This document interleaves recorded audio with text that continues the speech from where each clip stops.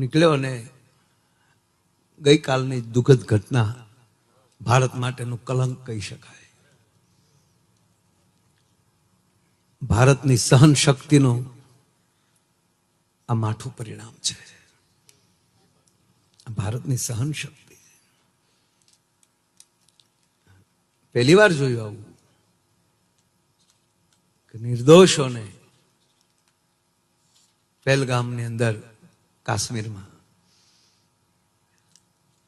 તમે કલ્પના તો કરો કે એની પત્ની બાજુમાં ઉભી હોય અને એ કગળતી હોય કે તમે મને મારી નાખો, મારા પતિને નહીં, તું કેવો છો એ કે.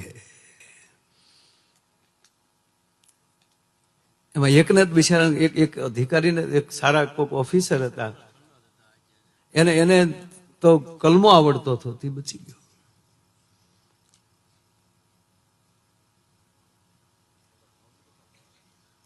આપણા ભાવનગરના બે, એક સુરતના, જે કાંઈ આખા ભારતના એ આપણા જ છે બધા. અને આપણા અમિતભાઈ શાહ કાલે રાતે સાહેબ ત્યાં શ્રીનગર પોતે પહોંચી ગયા, અત્યારે હજી ત્યાં છે.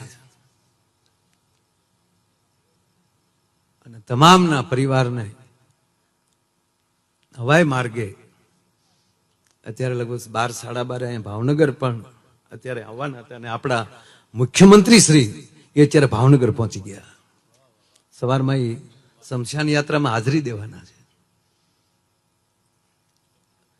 અને કૈલાસમાં પૂજ્ય બાપુને કથા જયારે હતી તો એમના ભાઈએ વિદાય લીધી તો બાપુએ કે ભાઈ અમારે સાધુની પાછળ તો ભજન જ હોય, તો આ કથા બંધ નહોતી રાખી. પણ આજની 10 વાગે સાહેબ બાપુએ નિર્ણય કરી નાખ્યો, પોતે કંપી ગયા. ખરેખર આપણા આવો માનવ સંહાર